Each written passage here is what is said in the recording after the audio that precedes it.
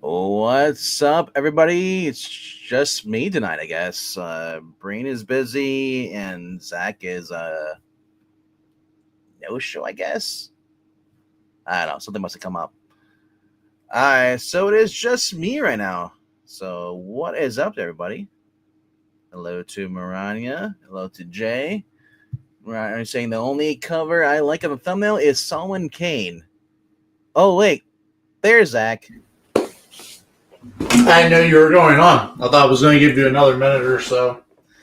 No, it's 8:05 or 9:05 for the Eastern people. So I didn't know if you were jumping in or not, or whenever you're jumping in, but whatever. No, I was here. I had StreamYard open. I just didn't. We're streaming against $1 auction over on Isle of Comics, so I wanted to go live before he steals all of our viewers to look at books they're not going to buy. Wow, too much salt is bad for your heart there, RDV. I don't have salt, I don't use salt. I use pepper. Dude, I gotta have salt. I know it's bad for me, but I gotta have it. I have a little bit, like, okay, it's like when you make like scrambled eggs, I'm like a little bit of salt, and I'm like half a cup of pepper. God, that's a lot of pepper. Hey, it's okay. It's neutralized with the ketchup. Sure.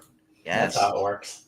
But Marani is saying on YouTube right now, the only cover I like on thumbnail is the Solomon Kane one. The rest have a great concepts, but the writing just doesn't work for me. It's 10 plus for Solomon Kane, 7s for to 5s for the rest. Marania, you can tell that she misses the cover rankings we used to do. Oh, is that not a thing anymore?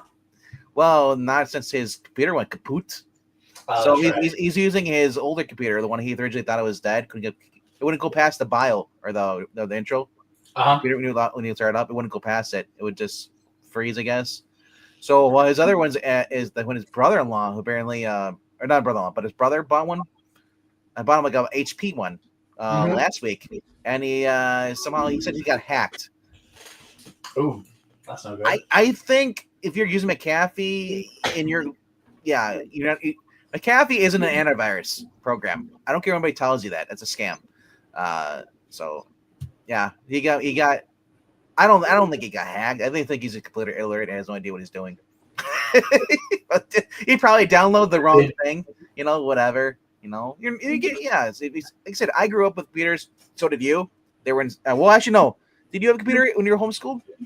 We got our first computer. I think I might have been around 10 or 11 years old. We got our first computer. So you had access to a computer. Yeah. I had access. My computer access to training was like when I was like in like second or third grade. By the time we had computers there. Of course, they were like the gateways. Or the Apple. Yeah. Dell. But we were trained from a little on how to use the technology. Now, people who graduated and there was no computers yet, it's harder for them to adapt to that unless they actually want to pursue it. It can be done. My mom did pretty good with educating on it. Like I said. So, but I don't know. I can't knock people who didn't grow up with it now. But if you have given up on it, that's your thing. Whatever. Ronnie says I worked with computers back in '85. Back then they had 3 and 8-inch floppy disks. Yep.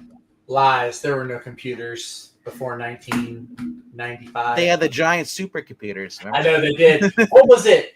I think it was like an episode of Family Ties. I think I saw one time. It had like these huge gargantuan computers with like recorders and stuff. It might have been something else, but it was wild. So. Marani is letting us know that there's a Lex Luthor cover ranking scheduled for tonight at 10:30 p.m. Eastern over on I Love Comics. So I guess he got a bet up there. Okay, cool. That's cool. Alrighty then. Well, anyway, what's up to Jay Lucian saying IBM or IBM DOS baby? Oh my gosh. I saw this on Instagram Reels. I was going through, and then someone had the old computers. When you boot it up, it makes a noise. Mm-hmm. When it's booting the old Apple computers. Yeah. Oh, that sounded so painful. Because I remember those, and I just I remember the green screens monitors. Early '90s. Oh. Oh, thanks. Yeah, Zach on time.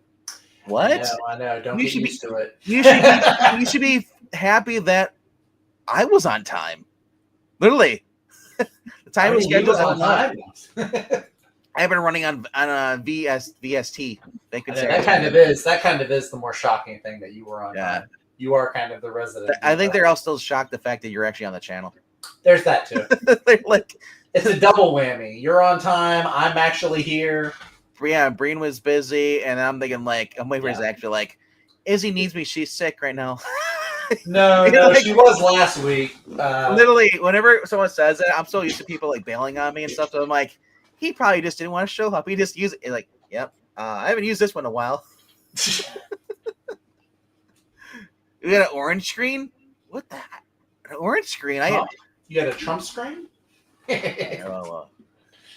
Anyway, though, that was funny. We are broadcasting live to Twitch and on the Geeky Puppet Show. One word. Also on YouTube, which is our main channel right now. So a lot of comments we're reading now are on YouTube. Unless somebody on Twitch decides to actually watch over there. But hey, it's okay. We have 91 followers on Twitch, but none of them watch.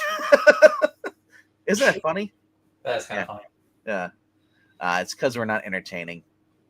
Or I'm not a hot girl. Or you know what I need? One of those VTuber models. I don't even watch. I mean, I don't watch. There's like two. I just need one of those. I just need one of those VTuber girl models with the big boobs and like, hey, how's it going? I'm RTV. I only watch like two girls. The rest of them are just like normal guys. So hey, what's up? What's up, Christina? What's going on? Yes.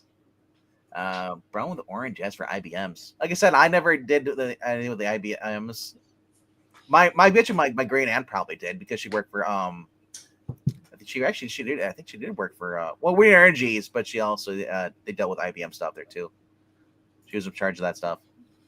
But anyway, though, we're not here to talk about computers and nostalgia factor and all that stuff. We're here talking about the current comic books that nobody's buying, except for us. Zach, do you even still buy comic books? Yeah, I have exactly 5 this week. Yeah, I know you cut back a lot though from what you're spending. I cut back a little bit recently. What would you say how much you've cut back since Brightest Day? Oh well, no. Since Brightest Day, what was your average? What was your average comic book number pull you're pulling in? Like 20 books, you'd say? I mean, prior to what was Brightest Day? Was that 2013, 2014? That was early to mid to 2000s before mid 2000 teens. And so 2007, I think 2008 was kind of around there, and you had $2.99 was still the price for DC stuff. Yeah. Oh, yeah. The $2.99. Yeah. Let's see. Brightest Day was back in 2010. So before 2010, I was maybe getting 20 books a month, but it was all Marvel or DC though. There was no. One no company. There were no indies. I wouldn't do anything independent. And honestly, that's a lot of people who either left the hobby, were pulling $20 or more, or and. You said you look at the comic book companies, it's just like they're DC, I guess, is actually stepping up with their writing and their books. They're kicking Marvel's ass. I was a Marvel guy. I was always reading Spider-Man, Thor, and stuff, Captain America, and then they did all that Civil War stuff, and then after that they went to all it was like an event every freaking it felt like it was every month or every 6 months, even though it was a year, but. I was one of those guys. I'm like, I'm not gonna buy every single book I'm not reading just to get the full story. Like Civil War, they wanted to if you didn't want to do a full story, you gotta get Fantastic Four, you gotta get this. It's like, I'll just wait for the trade. I didn't even do that. I didn't get the whole story in a lot of them. I just got the books that I was reading. Yeah. So that's how I was. So and we talked about when Night Terrors came out. Was it last year or year before? Night Terrors was last year. Yeah. Yeah, and I told you how I don't like when events run through. Well, that was with Marvel back in the day too. If an event ran through a book, I just stopped pulling those issues. And I'd wait till the event's over, and then because literally when Marvel was great back in the day, would give you a summary. Previously, this happened in Spider-Man, whatever. You'd have a paragraph in the beginning, which was so nice, but. A lot of books don't do that anymore. But anyway, though, I'm going to share my screen here. We'll get this going. And hello to Brian. What's up to Evil Black Cat? Giving us all good luck except for Marania. That's great. Thanks, guy. That's great. That's how I'm reading it. I don't care what you say. That's the dyslexic way of reading. You know what? That's the positive way of reading. Instead of positive. Tired of this negativity. In 2016, I think I was definitely pulling more Marvel books back then. I wasn't too big into DC at the time. He says in 2016 he was pulling all but 3 titles during Rebirth and Marvel 2 books. Now I get 6 DC, Yo Ho Ho 4, and 1 Marvel. That's the thing too. For those who don't know, you Black Cat is our foreign correspondent. He is overseas, and it's harder to be a comic book fan when you don't have access to physical copies, and so you're forced to go on these sites. You know, forced. Well, what other option does he have? He's going to pay an ass load in shipping, or the book doesn't come there because the stores don't want to pay for it. Yeah, that's a good point. So I mean, yeah. Oh, just saying, there's no gun to his head saying pirate these books. Like there are ways. Well, if you want, you either have to be really rich or really patient. If you don't live in the U.S. or even Europe, or France, where they have these big books, and you live in some of the other countries, they don't have access to this. You are forced to do that, or just don't read them all, and it kind of sucks, So I don't judge people who use some of those sites, Oh, I don't judge. I just judge the people who bitch about a comic book they read for free, though. that's the only thing I don't like is when some of those you see some of those people comments like, "Oh my gosh, this is horrible. Who's this for?" I'm like, "Well, not for you because you're not paying for it." Obvious, yeah. That's a different ball of wax. But anyway, let's see here. Oh, I guess I'll go first. I'll go number 5. We're gonna have some similar books. Oh, no doubt. And then Greg was here. I only have 5 books on my pull list this week. Here's so the top 5 are my only 5. If Regan was here, we'd still go within 30 minutes. Yeah. So I'm gonna go down my number 5, and I probably right here it is the last days of Lex Luthor. I believe this is the final issue of the series. Lex is on death's door as a new threat emerges to finally take down the Man of Steel. Will Superman be able to face down this danger and save Lex, or will this be the world's greatest hero's biggest failure? Don't miss this pulse-pounding conclusion for $7, 48 pages, magazine size, perfect bound. Perfect bound. I know, right? Speaking of Mark Waid. And speaking of Mark Waid. But look at this beautiful nobody ever. But look at this beautiful Chris Samney cover. Oh, that is nice. That is nice. Yeah. I approve. I will be picking this one up, this cover, because that's beautiful. Oh, wait, we get Chris Samney stuff now. Samney, man, I tell you, he needs to get on another book. Pronto. The last covers he's too good to just be doing covers. So the last book that Chris Samney on was Firepower. That we were maybe I thought he was on a different. A lot of people were collecting. But no, what he was working on was Shazam. Remember? I know he's doing covers. He was doing the covers for Shazam. No, he was doing Batman and Robin Year One. That's what. Year One. Yeah. That's what he was doing. That Glenn Shavely variant, the guy who is currently writing Thundercats over at Dynamite, is an artist as well. If you did not know that. But I'm guessing Hitch does the main cover? Maybe. Yep. Yeah, it looks like it. And looks like the cover, right? Him and Mike, it was like a Nolan North / Mike or Bill Burr crossover for David Barron. A little bit. Anyway, though, honestly, this has been a fun series, and Brian and I had a little bit of nitpicks of the last one. Obviously, this is the Silver Age version where Clark and Lex were childhood friends. Clark reveals his secret identity to the Lex. So unless he's got a mind wiping machine or Lex dies, that was stupid. But like I said, it's getting harder and harder to find Superman content that I've actually can enjoy.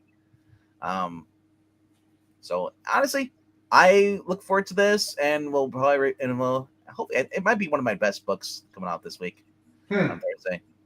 I'm not sure where it'll land. It'll probably be. I think I may go to the top 5. We don't know. But yeah, let's go to your number 5 there, sir. And if anybody else has books they're pulling that's in their own top 5 list, put it in the comment section or put it in the panel and chat right now for the watching live. Come on, Undead Quinn. No, I'm just kidding. I haven't seen him. I haven't seen him. I know I haven't been around that much, but I feel like I haven't seen him in the chat. Not here. I take it back. I've seen him at the cover rank. I saw the cover rankings and some of the stuff we did over on comics. Gotcha. Okay. I think the last time you and Bree and I were over there did a stream, but he's computer basically being dead. Yeah. He showed up in there, but okay. Where are we going? There, sir? We're going Image Comics. We've got a G.I. Joe book out this week. It is the Silent Missions. The last one I read was pretty good, which was I think it was Beachhead. This week, they're doing Roadblock, which seems like a weird choice for a silent mission book. That's it right there. Yeah, I was like, because you said, oh, G.I. Joe. I'm like, oh, he's going for the other book already. Wow. Yeah. No, this is from the original Image run or Marvel to Image Marvel through IDW. They had the Silent. It's kind of like a reprint. I know what the Snake Eyes one was. This one might not be. This guy's look at he's got the whole entire ammo belt, but he's also got a case, which is freaking heavy as heck. I know, and it says at the top that it's a silent mission. Like, there's nothing silent about this. Roadblock is literally one of the loudest characters that you could have in G.I. Joe. I'm just pointing out, this is like a Cable kind of. He is. He is essentially, he's like Cable or Bishop or one of these guys that just has a huge honking machine gun. Like, there's nothing silent about this character. The pouches that he's jacked, he's got the giant gun. Yeah, and then over the top, hilarious because he's got the actual the feed bag there, which is actually like a metal tin, which is heavy when you have those things stacked in there. Yep. So, but yeah, this is I'm not super familiar with the writer. It is a writer and artist doing the same thing. So Andrew Kroenke, I'm not familiar with his work, but I do like Roadblock. I've been liking the G.I. Joe stuff that Image has been putting out. This is a better cover. Yeah.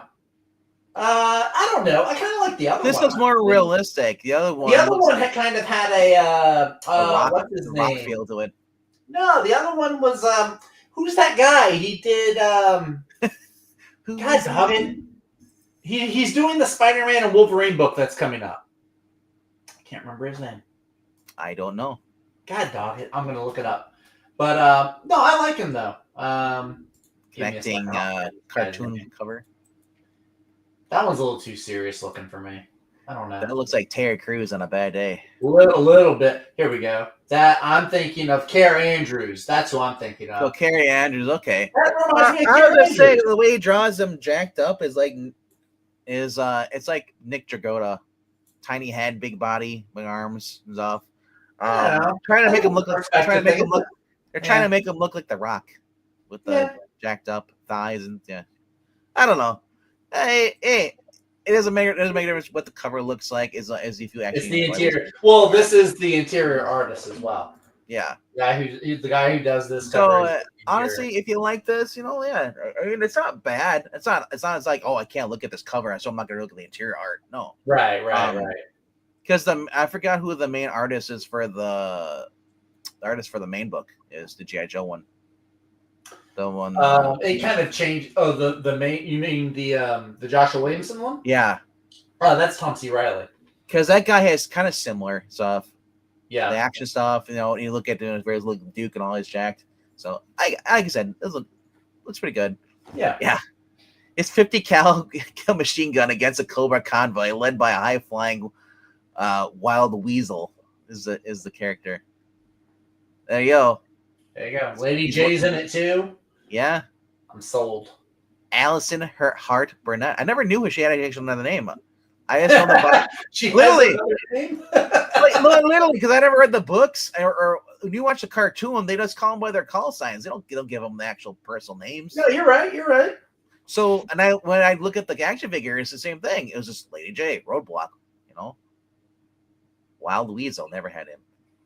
I don't know who that. They had the red, that was the thing too. Remember that, you could buy all the different Cobra commando guys, and then sometimes they'd have the red, Cobra commando, costume instead of being the blue. So I never knew. I was like, okay, I guess there's different characters, different styles, So, but yeah, because a lot of my GI Joe stuff was hand me downs. They were out of the package that I got from. Yeah, right. So he's 6 years older than I am. He was the one that was a big GI Joe fan.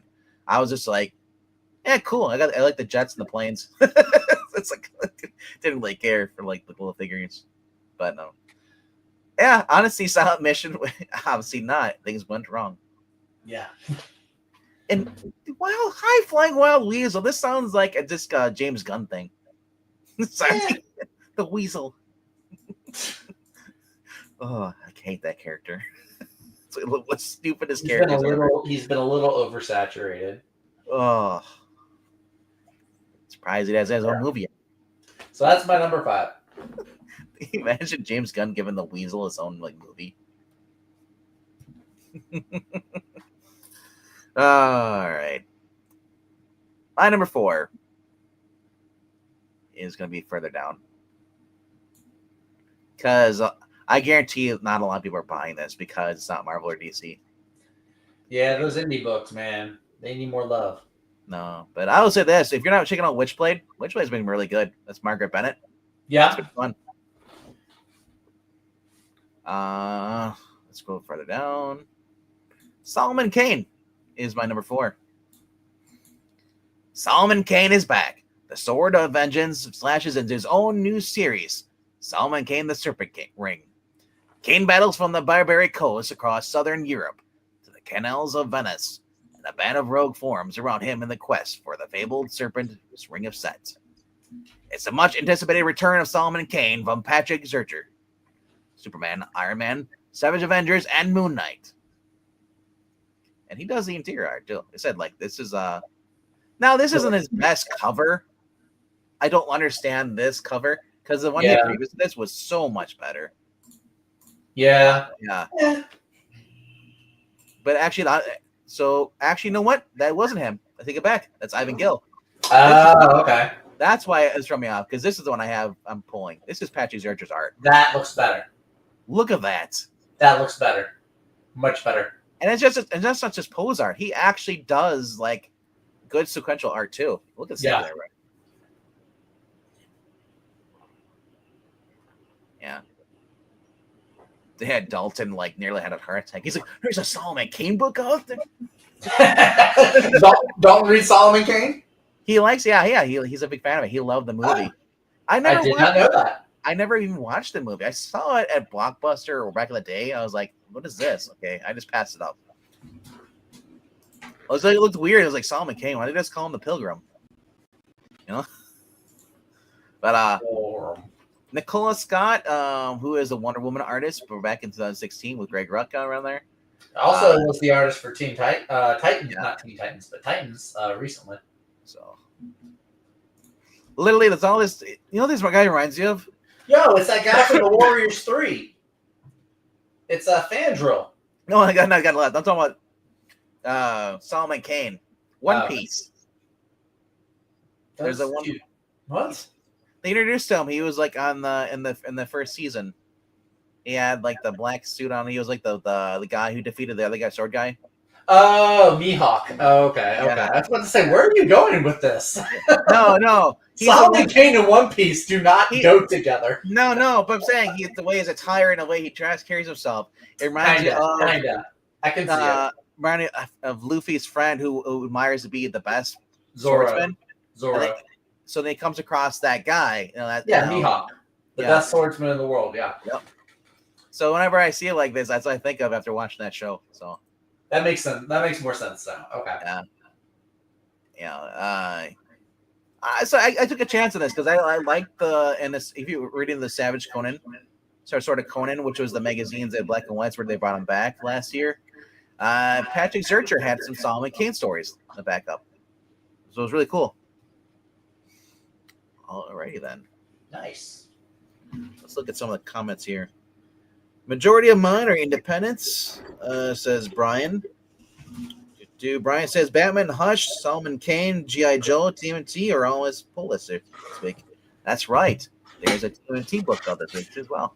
I'm going to get my coffee refilled. I'll be back in like 10 seconds. 10 seconds? Well, I guess I'll go with my number 3 then.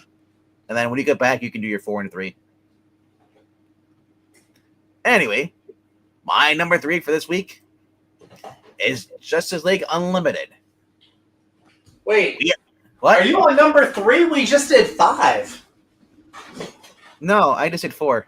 You just did 4. That's right. Yeah, I didn't know how long you're going to pick, so that was good. 10 seconds. My kitchen is literally right there. My coffee maker is literally right outside this door. Whatever. I'm just going to quickly say this about this. Go for it. This is my number 3, so I'll let you do your 4 and 3 afterwards. Whatever. Here yesterday, part 2, the horrific hidden identity of the Infernal Cult has been revealed, and the Legion of Doom from the past is here to take no prisoners. But something's off about these ferocious foes of the Justice League. They fight without wisdom, without experience, but with a secret edge. Buckle up for the biggest clash in Justice League history as Lex Luthor, the Joker, Cheetah, Grodd, and all the vile villains of the original Legion of Doom arrive to terrorize tomorrow. If you did not read World's Finest last week, you're going to be kind of confused going into this because I don't know. I don't think so. Honestly, no, because World's Finest seemed very stand apart. No, like, the only part that ties into this, I think, was the very, very end. That's what I mean. If you said you need to read that because, but I don't even know that that's like crucial. And also, the whole thing ties and explains how Grodd was able to do certain stuff too, as well. Anyway, so like I said, I was looking forward to this. There's a lot of cool covers. There's Leo Bermejo has his own cover. So if you are looking for his stuff, maybe he's doing a lot of detective cover art. I don't know how to feel about Black Lightning with that mohawk. Like, this is the guy that's supposed to be like a father figure and everything. He seems a little too, I don't know. There's something, I don't know. Immaturity. You see father figure, but I mean, I'm only going off the show. That's how I know most of Black Lightning. I was going to say, in the Batman Outsiders, he was like a school teacher. Was he married with kids in Batman and the Outsiders? No, okay. His ex-wife or ex-girlfriend was they're separated and stuff. I like Black Lightning. It's just the mohawk looks weird. It looks like Static Shock from another universe. You point out. You know what ruins it for me? What's that? Flash's costume. I don't mind the Flash's costume with the black on it. I don't get the and issue. Also, how young is Wonder Woman? She doesn't look. I don't think she looks young. I don't think she looks young. That's not the best picture of her. That's also not the best picture of Batman. But Batman has always been the best one because I love the wrinkles in the suit. It actually looks real. It looks like it is a CW leather suit. Everything's on leather. I'm not a huge fan of this artist, honestly. I don't know what it is about it. I just don't care too much for it. You also have Nathan Zederi is also doing his own. There you go. For all you Cheesecake fans. These two characters that should be very different in age, but they look like sisters. Yep. Star Sapphire looks way too young, and Miss Martian looks good, but Star Sapphire looks a little too young. And then here's Mark Spears. Mark Spears has been getting a lot of covers lately. Do you notice that? No, I did not. If you look at a lot of the DC books in the past this week and this week, he's got a lot of different variant covers he's been doing. Oh, okay. But I'm not a fan of this because it looks like he just went to Daz Studios and did some poser models, and that's it. It doesn't even look drawn. Who's that guy in the green hat supposed to be? Is that? It's supposed to be the detective, I guess. That's weird. It was like Doctor something, like Occult. Dr. Occult. Oh, okay. Maybe I think that's what it is. I'm not sure. Occult. Don't quote me on it. They don't. Yeah, I won't say it all. But and then you have the Travis Moore variant, which is cool. Better. That's better. That's a better cover, I think. Even though it's Well, I mean, now it's like everybody's a Justice Leaguer, so I guess the Titans being on there doesn't Unlimited, yeah, yeah. They're doing what Hickman did with the Avengers, where everybody, or Bendis rather, everybody was an Avenger. Now everybody's a Justice Leaguer. But that is a better cover. I like that one a lot more. But now the Dan Jurgens side is probably the best. I kind of like it. I like the original 7 in the background. Yep. It's all right. I've seen better homages to previous generations. It's the original incarnation of the team, and then the new team. It's okay. I think I've seen better ways of doing that, but that one's okay. It's not bad. And that's a 1 in 50. I'm also not. Dan Jurgens' art isn't terrible. I'm just not the hugest fan of it. So I grew up with. I grew up reading a lot of with art with Jerry Ordway stuff. Yeah, I'm not a fan of Jerry Ordway's, to be honest. I love Jerry Ordway stuff when it comes to that. It seems him and Jurgens it seems to me like they're trying to imitate George Perez. Okay, we're getting our comic book update on Black Lightning. Apparently, he reads his books. Nice. He's divorced with 2 adult daughters. He was in charge of the Department of Education when Lex Luthor, the greatest criminal mind of our time, was the president. Okay. I remember back then. Right. When Lex was president was when DC was pretty good. DC was pretty darn great when Luthor was president. All right. So let's go to your number 4, and we'll get to your number 3 afterwards. Now we're backtracking. You know what, though? You should have took the coffee break. Listen, you want me to be awake and alert? I need my coffee break. Bring me, you're like, where's my coffee, Carl? I'd be like, check your lumpy couch mate. Anyway. Lumpy couch mate. Lumpy couch mate. My number 4 this week, we're going to be with Superman by the great Joshua Williamson. Art by both Dan Mora and Jamal Campbell. It's funny how after he got replaced by Dan Mora, now he's on the book. I love this cover. I like first of all, you got a lot of different characters on there, but I like my favorite part though is the bottom half with the newspaper print. Perry White. Apparently Perry White wins his Legacy 858. We're getting close to 1,000, guys. Also, it actually made it to 25 issues, so I'm happy that. But very few new series seem to get past the hump of 25. I do not like this Summer Superman title on the top there. I don't mind it. Because that's Dan Slott. So? I don't want any mention of Dan Slott. Is that Summer Superman title he did last week? It was fine. It was great, actually. I liked it. Oh, it's horrible. How was it horrible? Okay. Global warming being mentioned in there, too. 2 panels. 2 panels. It shouldn't have been mentioned at all. You're complaining about 2 panels and an otherwise. Also, how many different superheroes there was in there too in the family thing? It was a superhero wedding. Of course, there's going to be superheroes all over the place. But the Green Arrow. But here's the difference, though. When you have the weddings of the other characters, it's not.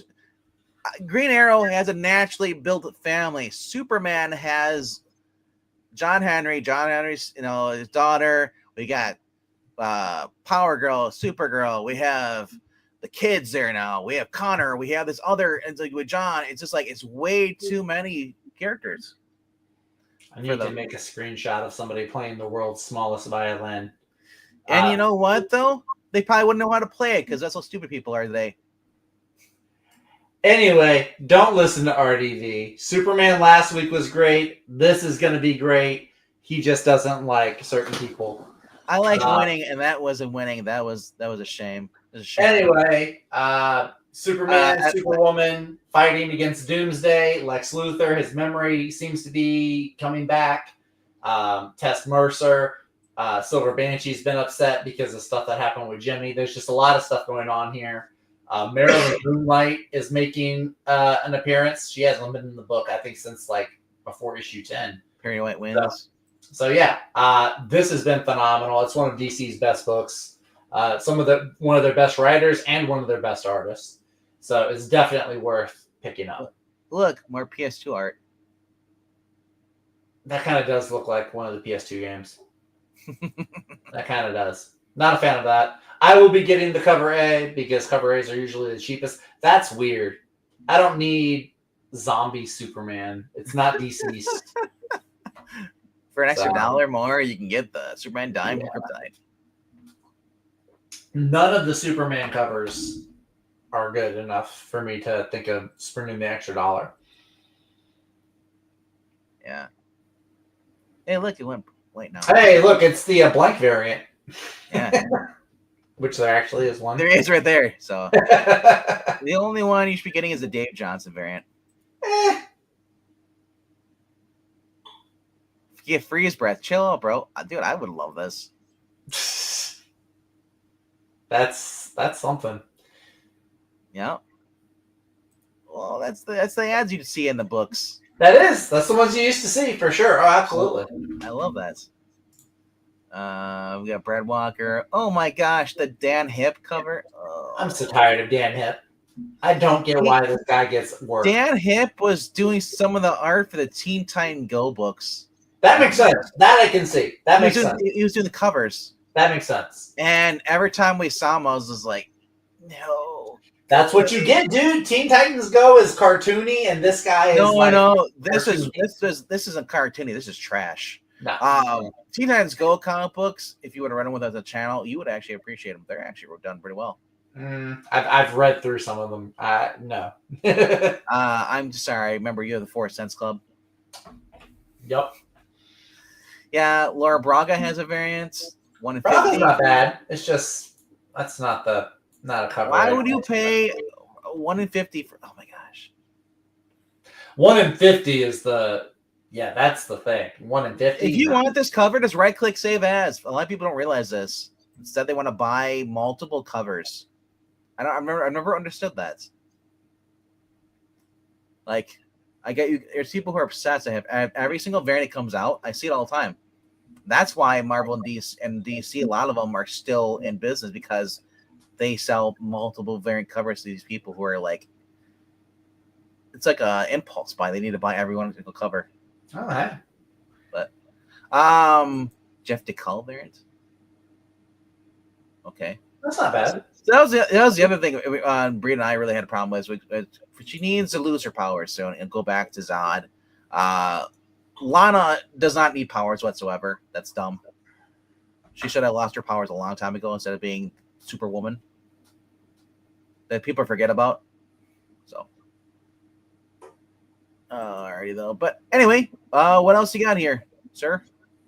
All right. My number 3 is the same as your number 3. It's the Justice League Unlimited, issue number 6. That was. First crossover of the night. I don't have a lot to add on to what you said, except that it is old school Legion of Doom. I do love old school Legion of Doom. Travis Moore's art, I'm okay with it. Kind of wish it was Dan Mora, but Dan Mora's got a lot of work that he's doing, so I can understand it. Who was the big game artist? Was that Travis Terrell? Big game, Mark Millar? No, not Big Game. It was the other one before that, Ambassadors. Oh, Ambassadors had different artists in every issue. I think it was Travis Terrell was the artist that was did one. He was one of them, maybe. I mean, Carl Keschel was one. Frank Quietly was one. I get him and Travis more confused sometimes. Yeah, because I don't really hear a lot about little artists named Travis. That's why. Travis Moore. Let me see what this guy's done. Travis Moore. Probably done. G.I. Joe just did a cover, 125. Nightwing. Okay, he's done some Nightwing stuff. I mean, his art's not bad. I can see him maybe being a decent sub for Dan Moore. Yeah. But yeah. Justice League is great. I'm glad we have a Justice League book again. Mark Waid can write it. I mean, he's been writing fairly well. Like you said, Travis Moore, the guy who's in the interior art, this is his book right here. Well, then, yeah. Well, then, okay. Then I'm sold. They've been, and really that's close to Dan Mora. That's what's been great about a lot of these books. Yeah. That they actually have good artists on there. So there you go. So yeah, so that is my number 3. Not a lot to add to what you had to say, but yeah, I've been enjoying it though. It's been great. I'm just shocked that you don't have the. I'm just waiting for the absolute Martian Manhunter.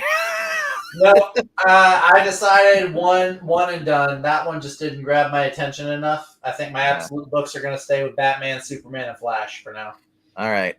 So our next crossover is G.I. Joe number 6.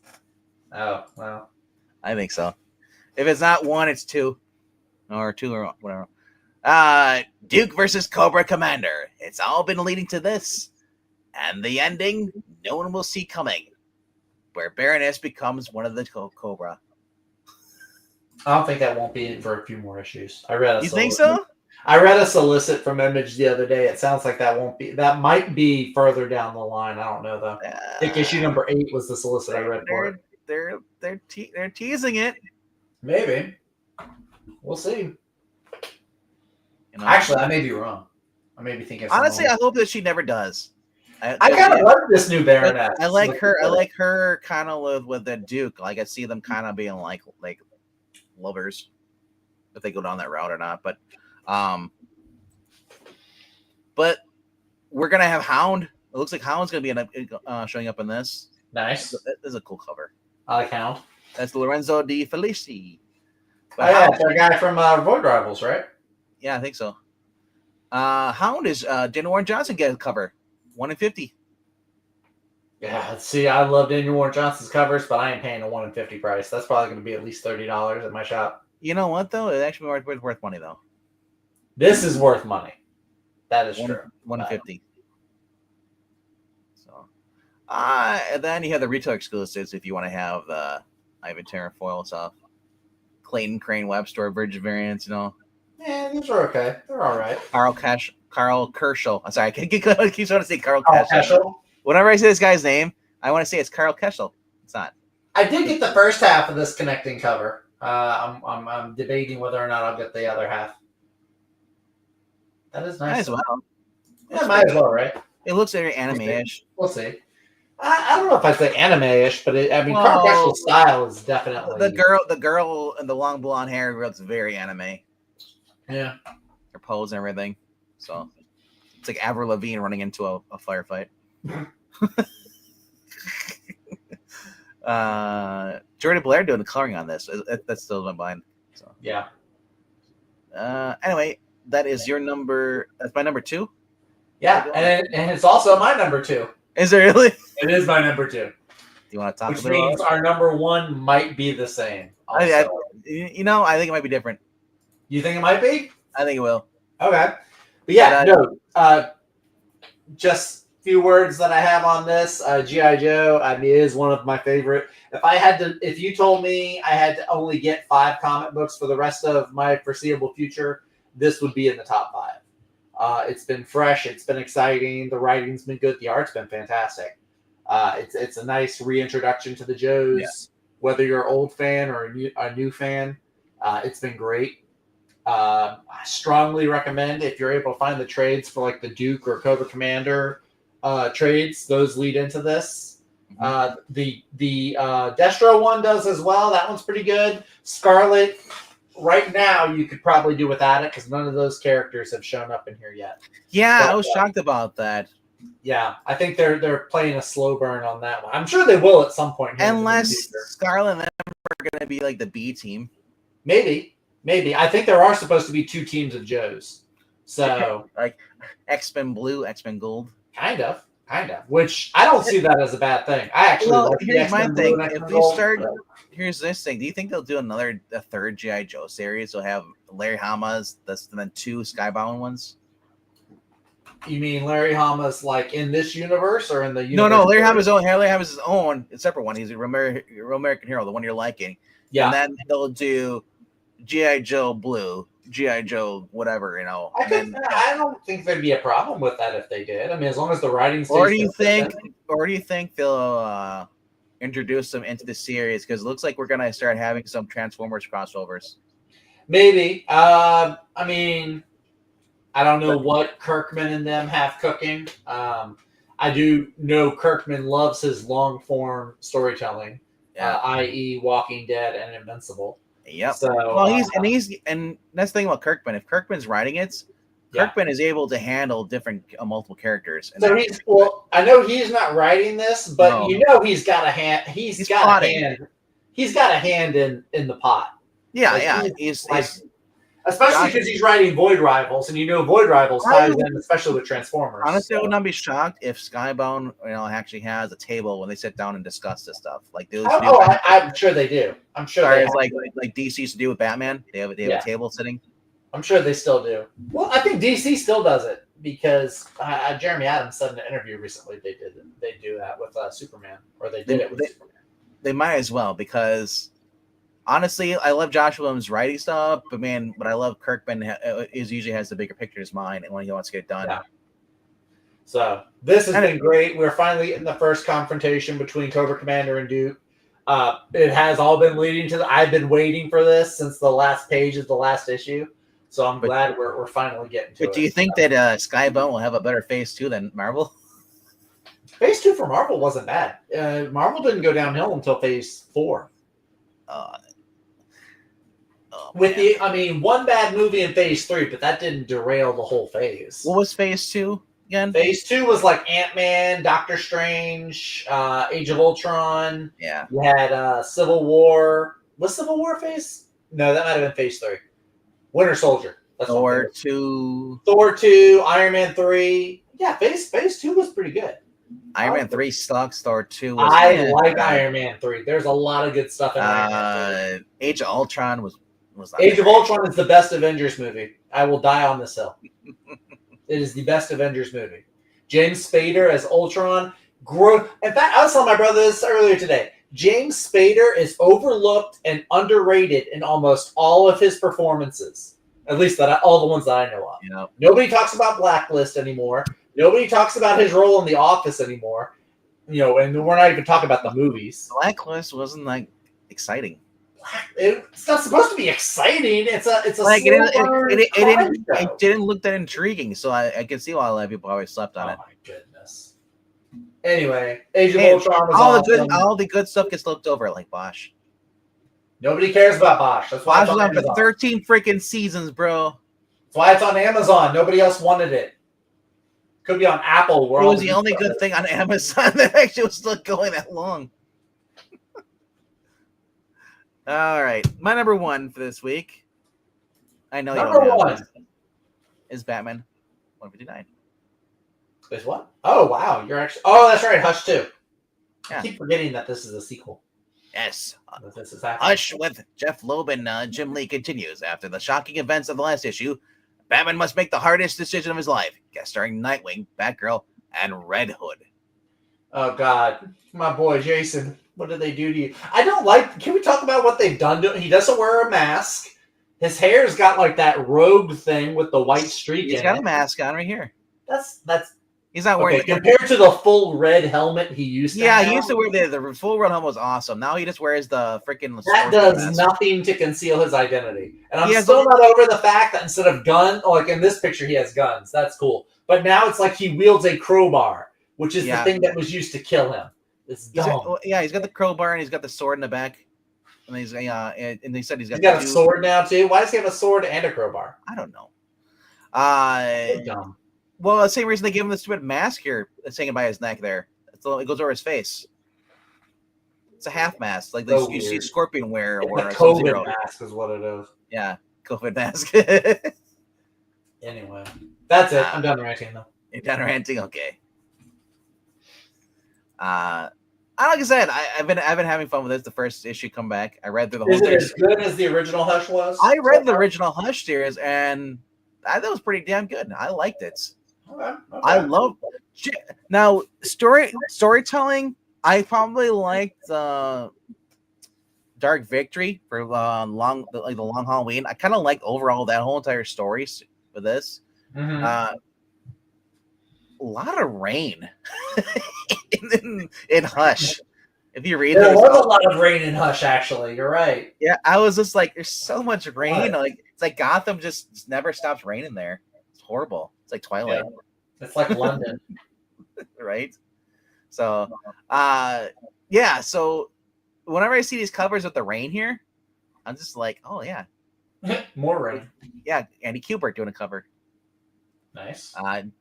So Jim Lee does the main cover. And then we got the Michael Cho cover. For those who know Michael Cho is. That guy's good. I like him.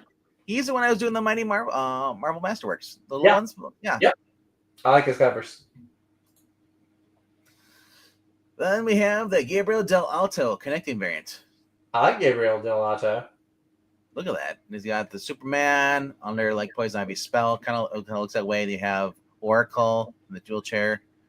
James Gordon. Looks like we have Nightwing in the next one. Yeah, looks pretty cool. I'm looking forward to that. Nice. And what else we got here? Joe Quinos. Wow. April Fool's variant. That's cool. The Batman 89 kind of style. That is actually pretty good. I like that. That's good. Yeah, the thing I heard about this is back in the day, this Harley Quinn is still a Joker. And Hush. Not gonna lie, that's when she had her best storytelling. Jillian Totino. That's not bad. It's the Chameleon. No, versus sorry, the Vantage. The Jerky Bats. Yeah, and then I have the Simone Bianchi variant, which is really bad. Yeah, there's that. Yeah, Simone's done better. Like, this is like freaking Tumblr art. Why is this even allowed to be a variant?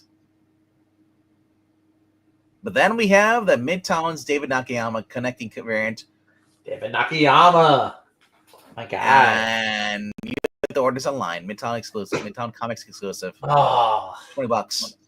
Not worth But even then, I'm not paying $20 for a freaking comic book. That's ridiculous. A cover. That's all it is. So, it's a good cover, but hey, you were just about to say that it's worth it to spend $30 on a Daniel Warren Johnson cover. Because Daniel Warren Johnson is a lot better than David Nakayama.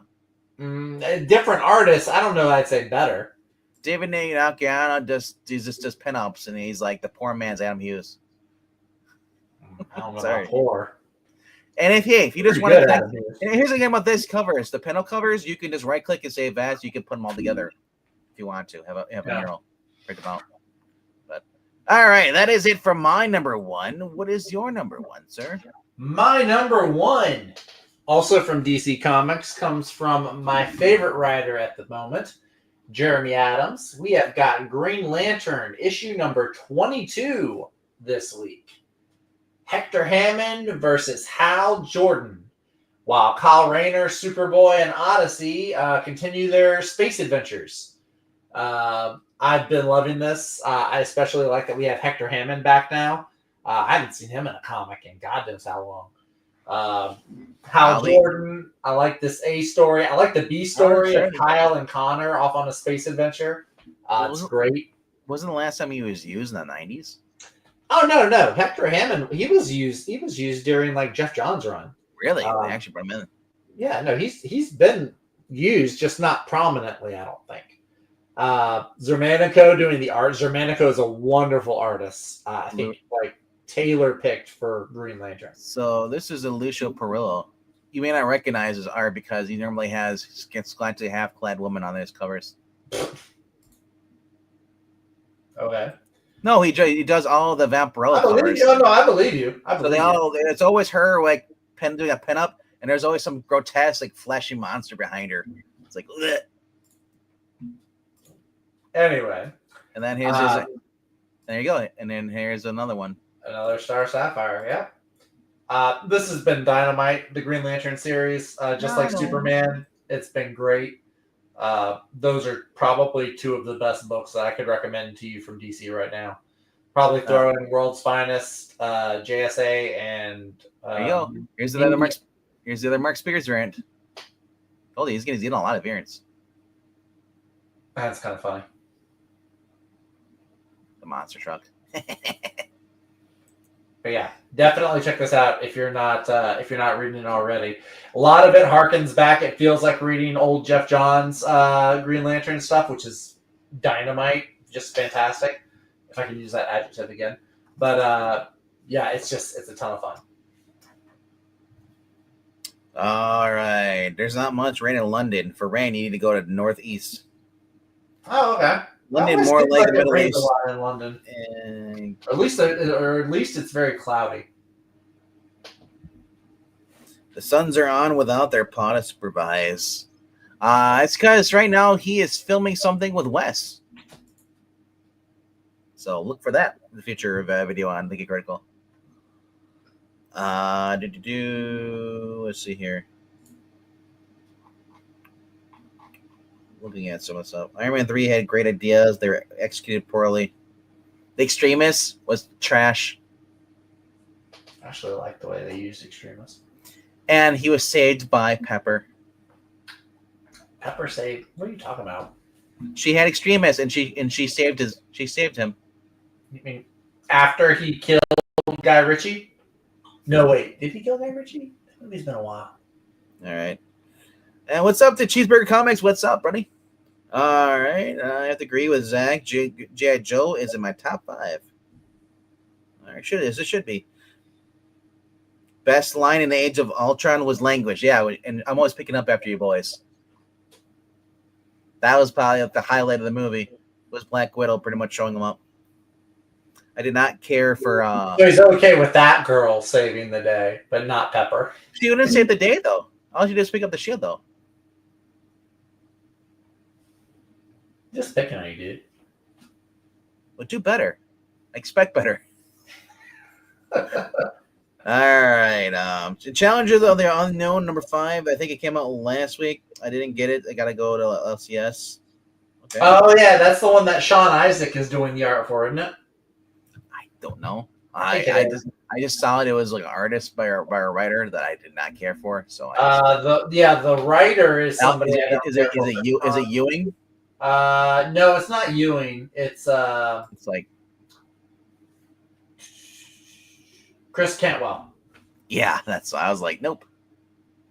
But Sean Isaac was doing the art, and I like Sean Isaac's art a lot. All right, he was doing Green Arrow for a minute. For the variants and reprints. All right, so coming up this week is also Black Panther. We got some X-Men number 15.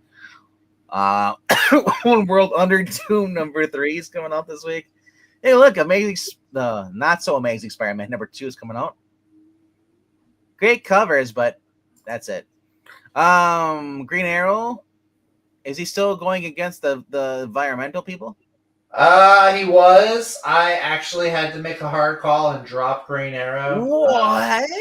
I dropped several books that I was reading. It's just a matter of some of them weren't as fulfilling as other books. It's still a good book. If you've got the extra $4, Green Arrow, you can do a lot worse than Green Arrow. Match is looking stacked this week. I'm shocked they're allowed to have a woman actually with boobs on the cover for Marvel. Pick an actual woman. Magic's like a teenager. Like, good grief, y'all. Is she a teenager anymore? Is she? I don't know. Marvel.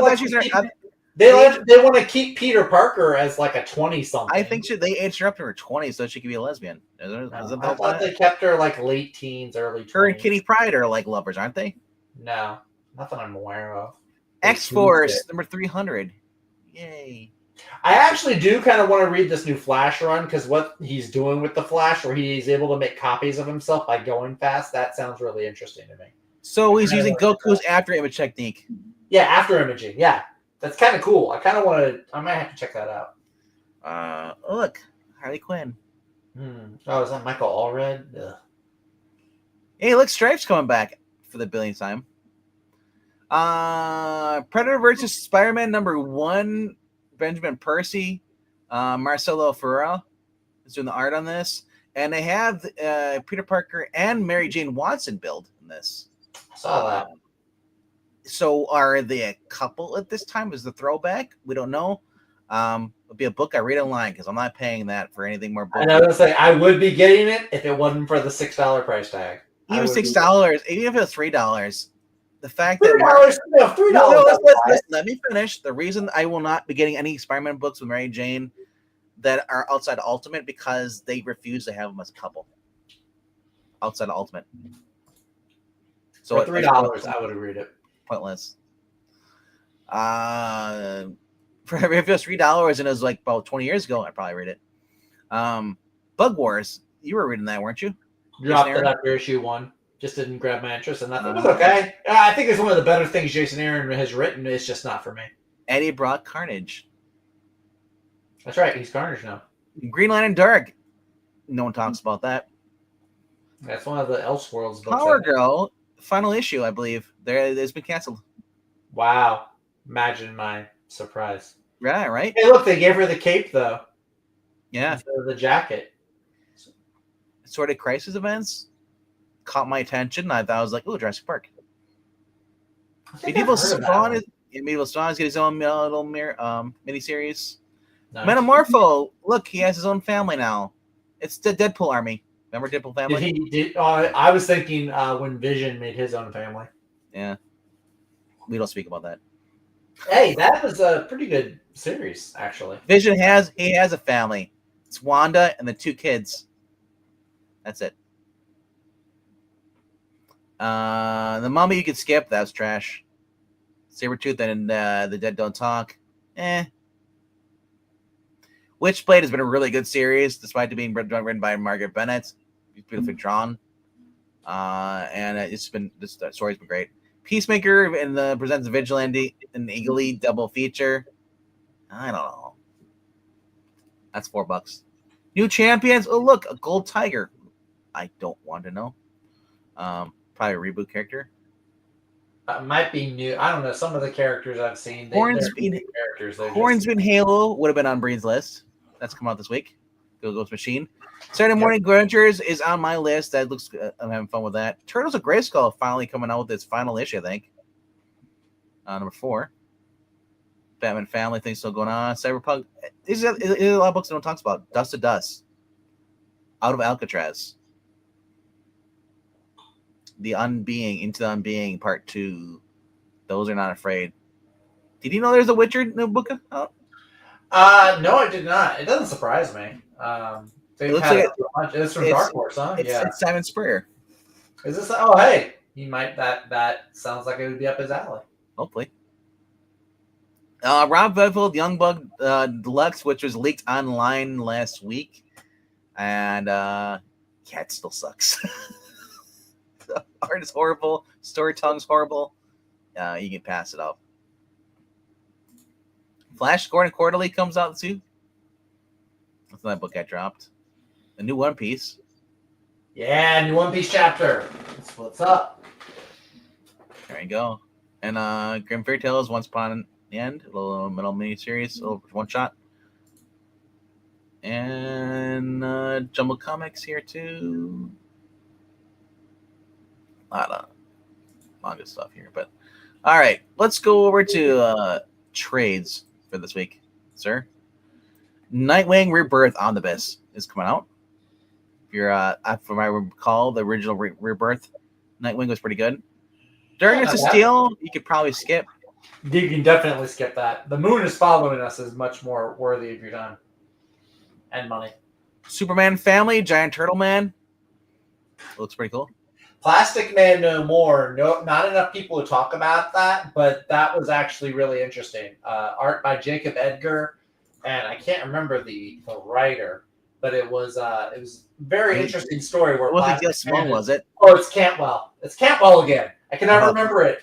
But no, the story was actually interesting because Plastic Man is dying, but because he's the joke of the team, like only a few people take him seriously. The art is fantastic. Jacob Edgar's art is perfect for Plastic Man. So check that one out if you haven't already. All right. We got JLA Book 2, Grant Morrison, Howard Porter. JLA. I wonder how much of that is actually Grant Morrison, because a bunch of other writers got in on that. Yeah, so that's $50. That's their finest thing. Their new titles are going through. We have Venom Wars, Spider-Man, and Lethal Protectors, a trade. They combine them. Here's Peter David again for $30. I would say buy it, but I doubt any of the royalties even go to Peter David, who's actually been in the hospital with the health issues, on and off. Yeah, thanks, Marvel. You don't care about anybody. Punisher by Rick Remender, Omnibus. That sounds cool. Mutant Genesis, there you go. Fabian Nicieza, Claremont, Portation Lee. So that's been collected again.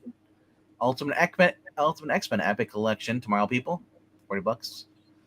Sonic the Hedgehog, Volume 18. Fun series.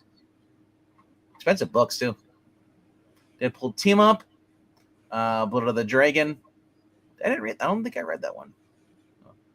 And what else here? All Ultimate covers. But we also got Wolverine, Enemy of the State. Mark Millar. That is Klaus Janson, John Romita Jr. Mark Millar. I'm okay with it. Azarello Mark Millar writes Wolverine very well. Yeah. Then we have 100 Bullets, book 2. Shouldn't it be 200 bullets then? It should be 50 bullets, right? Each. The Sinners, Edward Bigger, Criminal. Jupiter's Legacy. We got some Mark Millar. Yeah, actually got a lot of cool Mark Millar stuff coming out. Godzilla IDW Library Collection, green release for $30. And then we got whatever the writer is. Never heard of that. Rifters, Volume 1. Cosmic X-Men Omnibus hardcover. Yeah, I skimmed through that. That's bits and pieces of all kinds of different X-Men runs. Like Mr. and Mrs. X, with Rogue and Gambit is in there. Astonishing X-Men is in there. Right, yeah. Bits and pieces from all kinds of different eras. Take care, Brian. We got Kamen Rider number 9. Kamen Rider series has been actually pretty good for manga. Yeah. Toxic Summer. Revolution 9. And we got Hellsing re-released again. I just can't believe they're really releasing that series. That series is so old. Farscape, book 2 trade paperback, hardcover as well. We got some Gru. And then we got the Ray realistic, some PSR books coming out this week as well. Golden Age Classics, the Black Condor and the Ray Volume 2 for $32.99. But if you go over to in-stock trades, you get it way cheaper. But those are cool books. So yeah, that's it for this week. Alrighty then, kids. If you have any comments, concerns, or questions, I'll direct them to Zach. I will answer them in a timely manner, as long as the timely manner is defined as at least 7 days from when you ask. All questions and concerns and complaints must be filled out with your name, your address, your bank routing number. It'll just take me a while to get to them. Yes, I also include sample of your hair so I can plant it as evidence. We can blackmail you so you can't go after us anymore. It's got a little pretty dark. It's not dark. It's called covering all bases. You think you're gonna get mad at us and try to cancel us? Well, we'll frame you. Who's trying to cancel us? Exactly. No one. Not anymore. All right. Okay there? Yeah, I'm good. You watching anime now? I was about to, actually. There's a new My Hero Academia anime out. The new one, yeah, with a spinoff. You'll have to watch and let me know what you think of, because I was telling this to my brother. I like Vigilantes because the characters, I don't know, I like the characters more, and there's also not as many of them. Yeah. Because the main series, you've got there's one guy, he's like the main star, but then you've got 30 classmates, and you can't really care about all of them the same. This one, you really just have 3 main characters. It's good. I like it though. I mean, I've read the manga, so I know where it's going to go and everything. The main series I like because he actually had Deku was always the focus. See, I like Deku until I don't, because he can be a whiny little baby. Well, see, how far did you get in it? Oh, I've watched, I'm up to date. I'm current. Because I disagree with that. He got out of that, just like he just stays in it for way too long. Is it Tetsuya from Demon Slayer? I know who you mean. I know who you're talking about. I can't remember his name. It's not the T though. But same thing, same character would cry and stuff. But then they stopped doing that. But yeah. I don't know. Like I said, it's a new My Hero Academia, but I'm like, I just want more Deku. I want the whole with the story to wrap up and the anime. I'm looking forward to that. New Walking Dead, Dead City, coming out in May. A new show? Yeah, well, second season. With Negan and Maggie. I was at Walmart today and I saw Walking Dead the complete series. I was like, oh my god, they actually managed to fit it all in one box.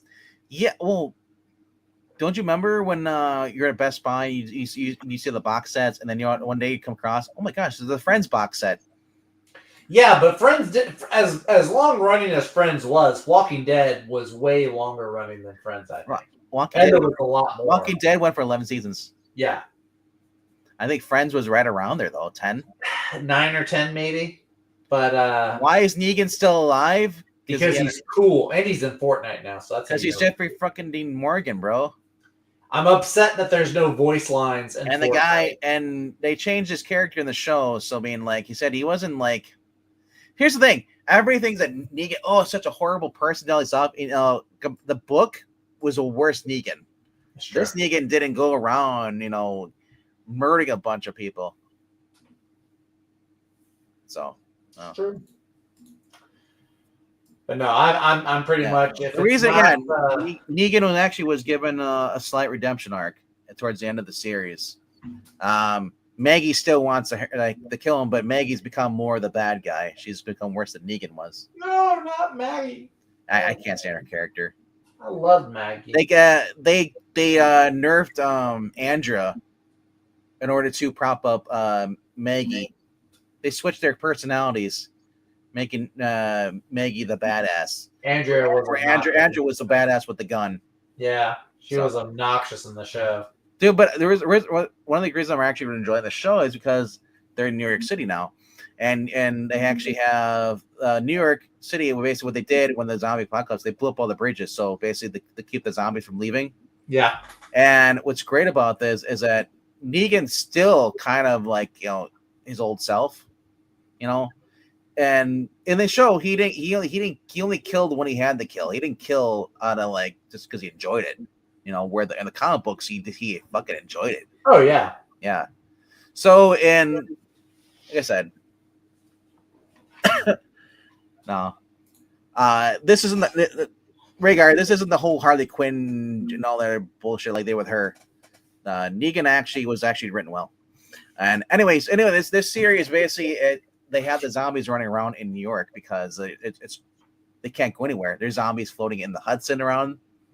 So if you try to go in a boat, they'll pull you out of the boat because you're just sitting there floating. And they said a lot of the zombies are just huge hordes, and they're going up to the top the area. So it's really cool. It's kind of like the first season when they had with the horse scene and the tank and stuff with Rick. Yeah, so it's like the swarms of this hordes. I've been kind of liking it a little more. The Michonne Rick story spinoff sucked. The what was it? The one with Daryl, where he went to France.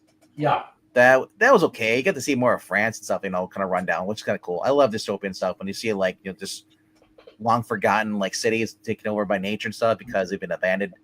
And they changed the zombies up. They actually have zombies now with acid blood. So if you get them on, you're because they're constantly mutating. They also have the zombies that actually towards the end of the Walking Dead series that were actually learning how to think more. They show more cognitive, stuff. They were climbing up in ladders, opening up doors. So anyway, but I wouldn't say Daryl's Cajun. He's just from the South. Yeah, he's not. No, he's not Cajun. No, he's not Cajun at all. He's a redneck, but he's not Cajun. Yeah, him and Merle, his brother Merle were both rednecks. Yeah, they're redneck, but that doesn't equate to Cajun. No, Cajun is kind of redneck, but there's Cajun. You can't understand what the hell they're saying. Well, there's that.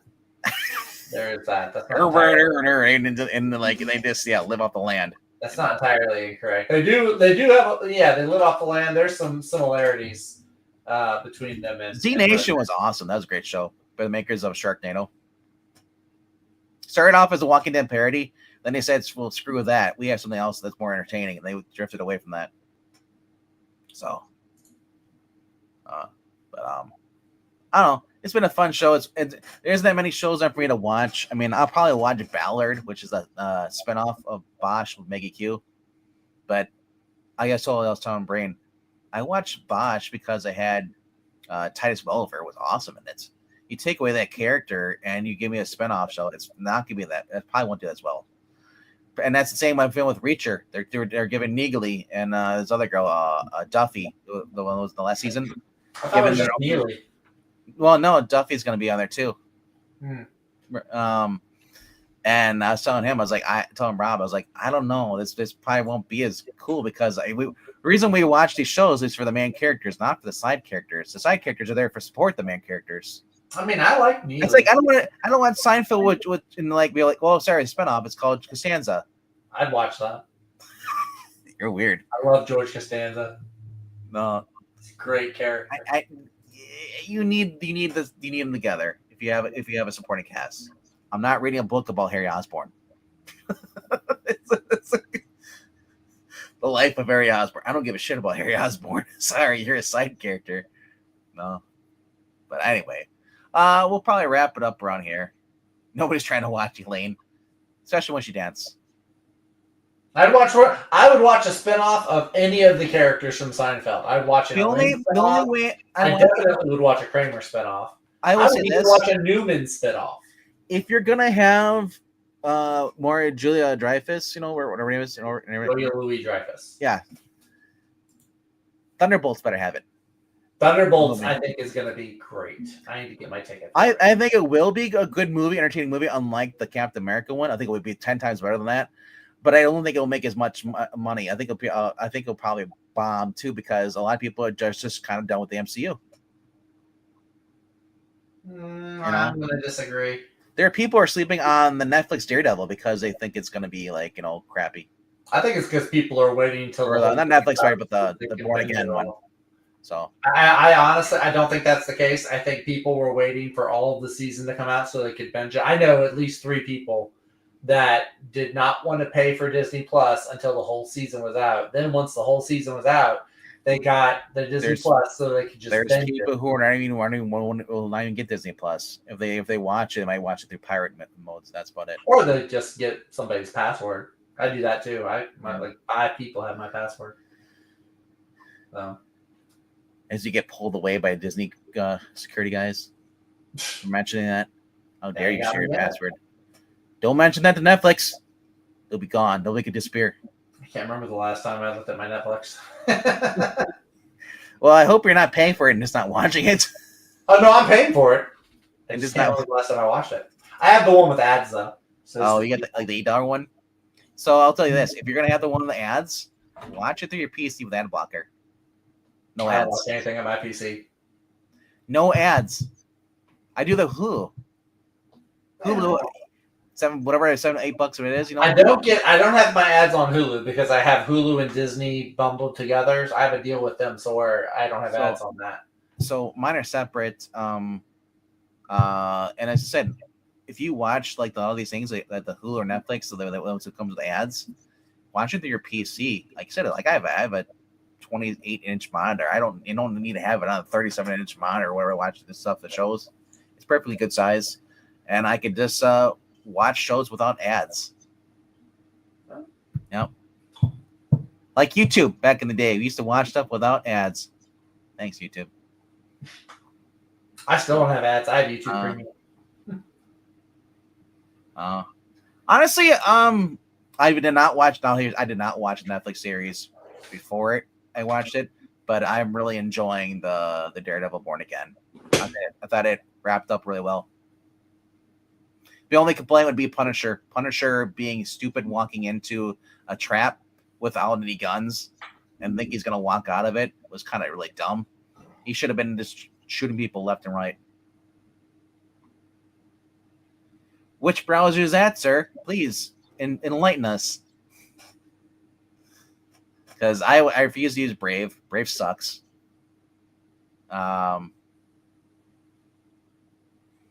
Kingpin is the same one he was when he was in the freaking Netflix. You can't call him that. Kind of was. Yeah. He's always been with Vanessa in the South. He's not really a cuck. He's just more of a jealous husband. And that's how he kind of was in the comic books, too. Yeah. Pimping is exactly like it was in the comic books. Very much so. It's Frank Miller style. I think people just like to hate on it. I mean, I know Nerdrotic likes to, and all them just like to just because it's got Disney in front of it. Hey, anybody can choose what they don't like and stuff, you know. It's true. But anyway, we're gonna wrap it up here. There is a cover ranking in a few minutes over at I Love Comics. Go check that out. They're doing the Lex Luthor. I'm gonna go to the grocery store because I need to get some stuff. So I'll see you guys later. Nice. Bye, guys. Later.